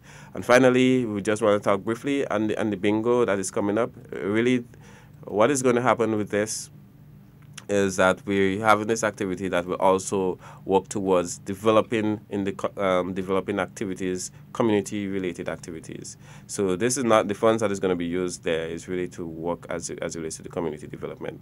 So I want to thank you for that opportunity and thank the party for giving me the opportunity to serve in the Senate, and as well the youth arm for supporting me. All right, folks, we've been speaking to Senator the Honorable Judd Cadet. He's also the president of the New National Party Youth Arm. We'd like to thank the stations for staying with us until the end of today's program, and for all of you for listening in with us. And all I'm seeing on the timeline is great interview, good interview. Yeah, and people trying to get me to extend the time, but you know it goes. So I'd like to thank each and every one of you. And again, Senator Cadet, we'd like to thank you for being here with us this morning. Folks, that's all the time we have for Hard Talk today. It's been wonderful being here with you. In everything you say and do it safe and secure. We want to be speaking to and with you and not about you. Love each and every one of you. We'll be back tomorrow, and we do have a guest in studio with us tomorrow again. Yeah, you realize guests as much as we can. So tomorrow, we have a guest in studio with us. Tune in. All right, we are out. Education.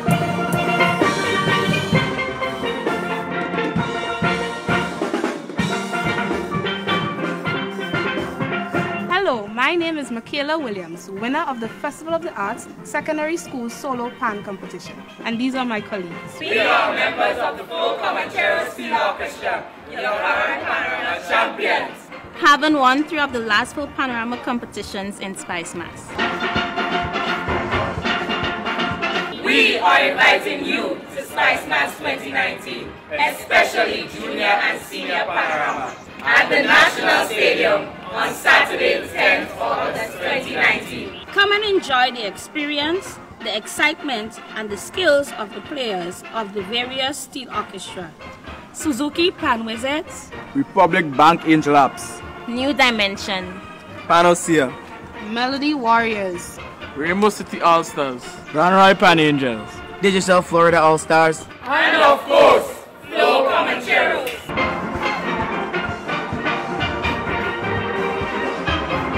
After Panorama, you can join us on the road for Juve and Parade of the Bands on Monday the 12th and Tuesday the 13th of August. Spice Mass 2019. Don't miss it. Every summer, the Spice Island of Grenada is transformed into the Caribbean's biggest party, Spice Man. Coming down to Grenada. Come experience the warmth of our people, trending theme fats, the revelry, the pageantry, and why we are the Jab Nation. The Kids, Our Future shines on August 3rd in the Children's Carnival Frolic and the Junior Calypso Show. 7 beauties take center stage as the Queen of Carnival is crowned on majestic Thursday, August 8th. The prestigious Soca and Groovy Monarchs are crowned on Carnival Friday night, August 9th. Enjoy the pulsating rhythms of the Still Pan at the Junior and the Senior Panorama on Carnival Saturday, August 10th, and Real Steel, August 17th. The March Gras crowns the Calypso Monarch on Carnival Sunday, August 11th. 2 days of frolicking in the Caribbean sun kicks off on Monday morning, August 12th, with the biggest Juve in the world, followed by pageant and Monday night mass. The creativity and splendor of our mass parades on the road Carnival Tuesday, August 13th. Join us in the Jab Nation of Grenada, August 8th to 12th for Spice Mass 2019. Many events, one carnival.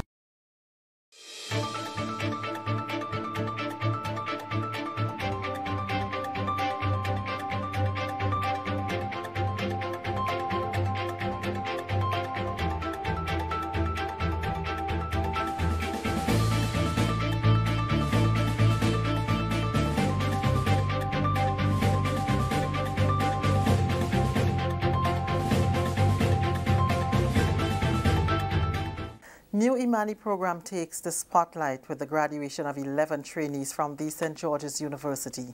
Details to this story and more in the National Report.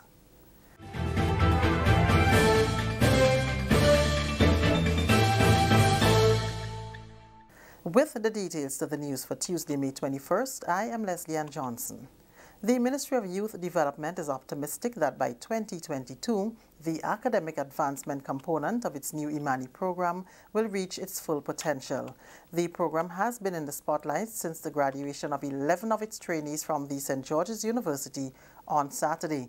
The trainees were the first cohort of recipients of the ministry's Scholarship Assistance Program, which commenced in 2015. On Tuesday, during a special ceremony, the graduates were recognized and awarded by the Ministry of Youth Development. Acting Permanent Secretary Mr. Norman Gilbert says there are 84 trainees currently enrolled under the Scholarship Assistance Program. He explained that the program also supports those desirous of attending universities overseas. We had a number of persons, currently a total of 84 persons who would have engaged in the scholarship component of the program. And we are very happy today to have the very first cohort of persons who would have graduated with a bachelor's through the St. George's University. And we're also going to be having a few of them who are also going to be graduating as well through the Tia Marisha Community College.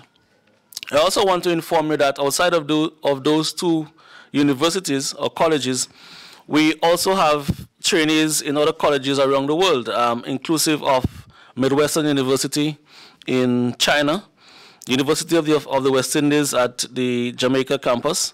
We also have persons at Manhattan Community College and the University of Cuba. Mr. Gilbert says by the end of 2022, all 84 trainees, inclusive of those attending Tia Marisha Community College, will complete their degree programs. Completing in 2020, we expect some 18 persons to complete.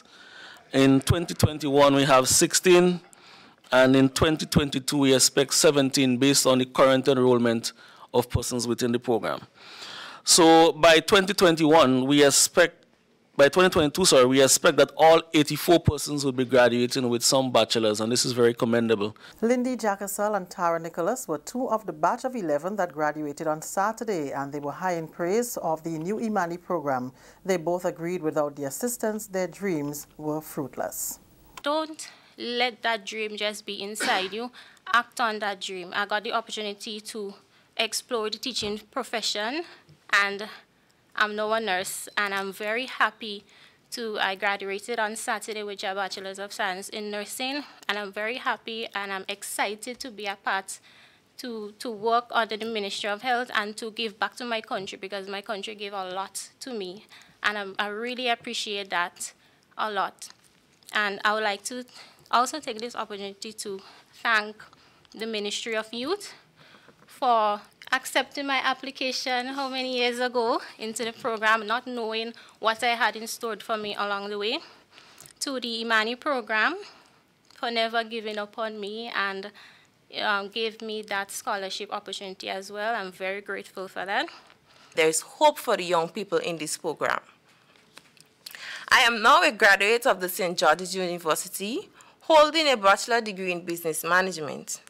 I take this opportunity to thank the government of Grenada and the Imani program for assisting me tremendously throughout the 4 years of studies at SGU, and for making this dream goal a reality. Without your help, this would not have been possible. The scholarship program is available in addition to CVQ training and certification under the new Imani program. Prime Minister Dr. The Right Honorable Keith Mitchell is encouraging young girls who participated in the ICT hackathon in Grenada on Tuesday to embrace their role in the growth and development of the country. Affirming the need for gender balance, Dr. Mitchell noted that a lot of work has gone into making women equal partners in the development process. He cited the number of female parliamentarians as an example of the strides Grenada has made in creating that gender balance. Addressing the female students from secondary schools across the island, Dr. Mitchell noted that as girls and women are empowered, they are moving into areas that were traditionally male-dominated, such as information and communication technology. The Prime Minister encouraged the young girls to showcase their full potential at the ICT hackathon.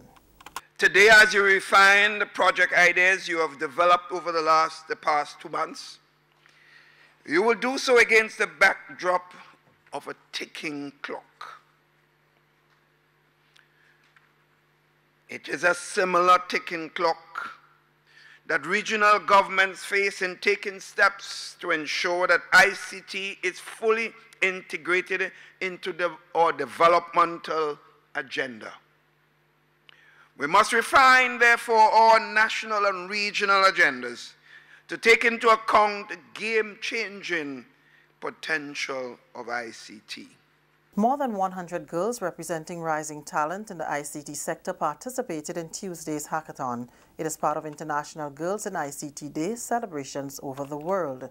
This year's program takes place in 5 Caribbean countries: Jamaica, Grenada, Trinidad and Tobago, St. Vincent and the Grenadines, and Barbados.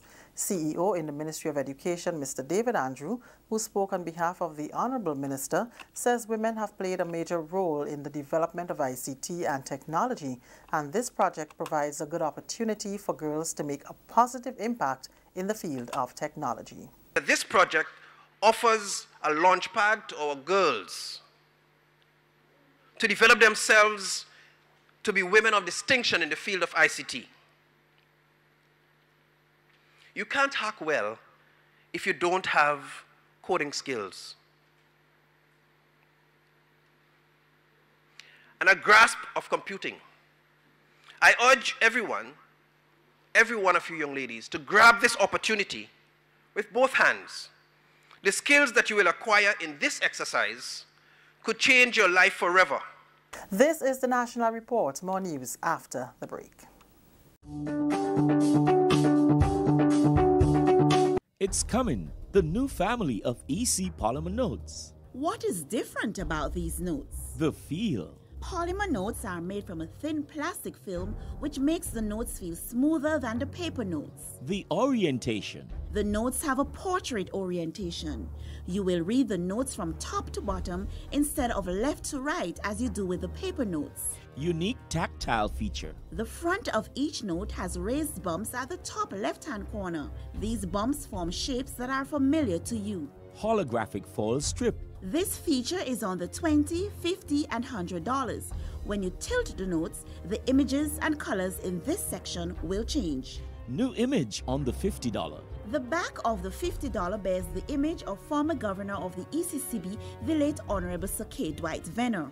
New signature. All the notes bear the signature of the current governor, Timothy N.J. Antwine. EC Polymer Notes. Cleaner, safer, stronger. Continue Continuing the news, Prime Minister Dr. The Right Honourable Keith Mitchell has reiterated his commitment to supporting gender equality. He did so during a meeting at his office with officials from UN Women on Tuesday morning. We have a report from Delroy Lewison. A 15-member delegation from the United Nations Entity for Gender Equality and the Empowerment of Women, UN Women, arrived in Grenada on Tuesday morning. The delegation, headed by President of UN Women's Executive Board, Ambassador Penelope Beckles, visited the island to get an overview of Grenada's response to gender-based violence, highlighting the impact of the partnership with the UN agency. On arrival at the Maurice Bishop International Airport, the team was greeted by ministry officials and representatives from UN Women's multi-country office of the Caribbean. Speaking at a ceremony held at the Spice Island Beach Resort, Minister for Social Development, Housing and Community Empowerment, Honorable Delma Thomas, stressed government's commitment to the cause of gender-based violence in Grenada. Government is committed to continue the work on combating gender-based violence against women and girls.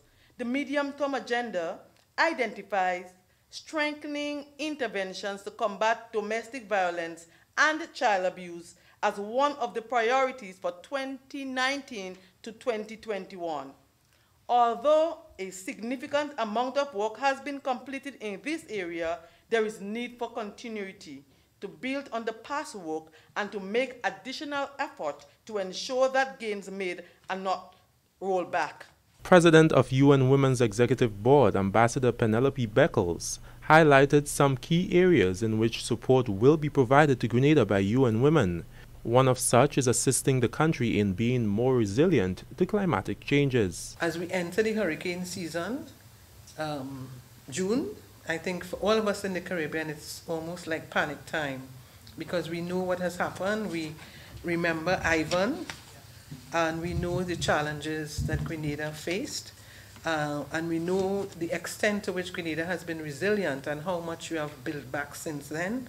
But we, of course, always are conscious once you have the hurricane season what is likely to happen. So I think that is a particularly important project. As part of their schedule, the UN delegation made a courtesy call to Prime Minister Dr. The Right Honourable Keith Mitchell, where they engaged in a discussion on many issues faced and the way forward for Grenada in terms of gender equality. Every society has its challenges and its problems, and there's some common things that exist among every society in the region and worldwide.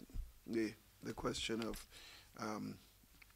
issue of gender problems that we're having, the issue of violence, sexual and physical violence in the family and in the homes, and these are issues that we have to confront, or problems with our young people, and the necessity to provide guidance and support. Following the discussion, the Prime Minister demonstrated his commitment to gender equality by supporting the He for She Global Campaign, a campaign where men stand in solidarity with women to promote gender equality for all. For the National Report, I'm Delroy Lewison. Grenada wins gold yet again at the Chelsea Flower Show. This is the 15th consecutive year that Grenada has won gold at the RHS Chelsea Flower Show, which was held at the Royal Hospital Grounds, Chelsea. Lead designer Catherine John and her dedicated team were recognized during Tuesday's post-cabinet briefing by Minister for Civil Aviation and Tourism, the Honorable Clarice Modeste Kerwin. But I want to first start off by complimenting and sending out commendations to Mrs. John and the team of the Chelsea Flower Show. Again, for 15 years, consecutive years, we have won gold. And yesterday that was announced. And that's the National Report. I'm Leslie Ann Johnson.